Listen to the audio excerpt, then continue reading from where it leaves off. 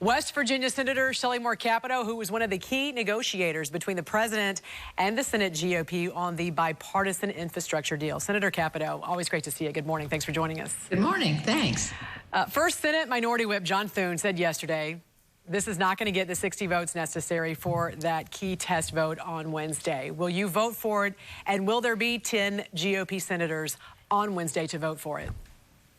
Well, I think you've got to look at what we're voting on, and we don't actually know what that would be. The bipartisan group has not settled on bill text, so we don't know how much is for bridges, what types of programs, all those kinds of things. We don't know how it would be paid for, and that's a critical point, I think, because it must be paid for. So basically, we would be voting for a shell of nothing that we really know what it is. Well, with this kind of these kind of dollars at stake, I'm not voting for that. I'm not voting for something that I don't know specifically what it is. So I don't think we'll have 10 Republicans to vote for that.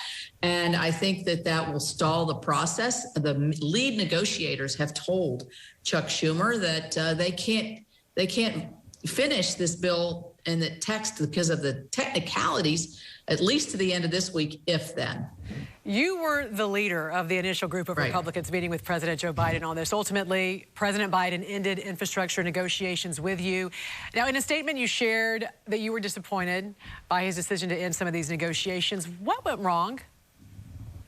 Well, I think that both of us, I think the president felt that I wasn't moving high enough, and I felt the president wasn't listening to what I was telling him, that we're not going to touch the 2017 tax bills and that we're not going to do human infrastructure when we need physical infrastructure so desperately in this country.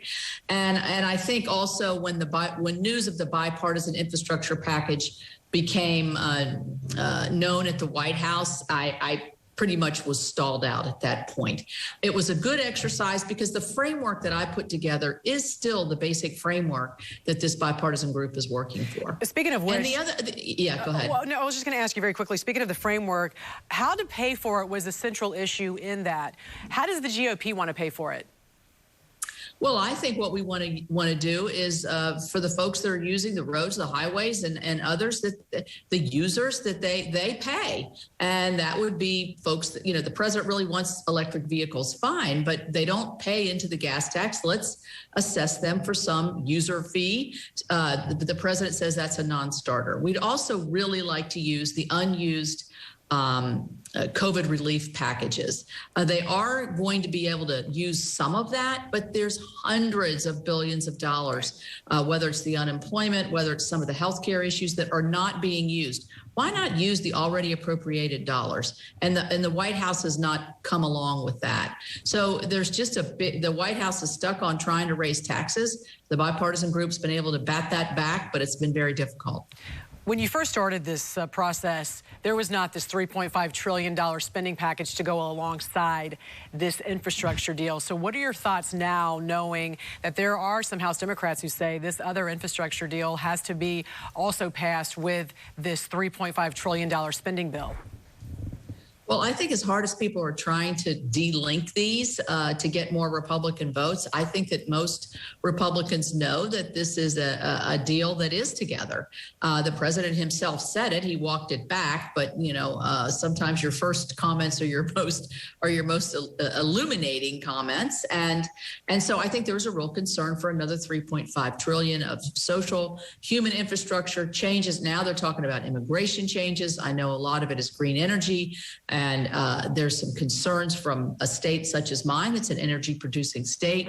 There is, all kinds of expansions of Medicare and other things. These are things we need to talk about. We don't need to ram through in a partisan way. So the $3.5 trillion spending package, I don't know what kind of deals have been cut in the back rooms in terms of trying to get votes for this before the physical infrastructure piece comes. But I know it's a topic of conversation all the time. Well, there is quite a divide in the Democratic Party. Speaking of which, West Virginia Senator Joe Manchin sort sort of the person that everybody was watching for. I know he's a friend of yours, also from the great state of West Virginia. I want to ask you very quickly, though, because just last week, New York Representative Alexandria Ocasio-Cortez threatened to, quote, tank the bipartisan infrastructure bill unless the reconciliation bill was passed as well. Again, Manchin shared his concerns, telling reporters he's also, just like you, concerned about some of the climate provisions in the bill, as well as putting more taxes on corporations. He's been adamant on how to pay for it. Without him,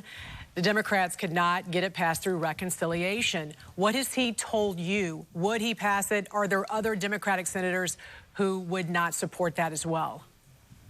Well, I think that really remains to be seen. I'm sure there's a lot of pressure on every single one of them to go along no matter what on a $3.5 trillion spending package. What amazes me about the whole thing is you set the top line and then you fill it in. I mean, that's not the way people do things. They find their needs and then they figure out how much that costs.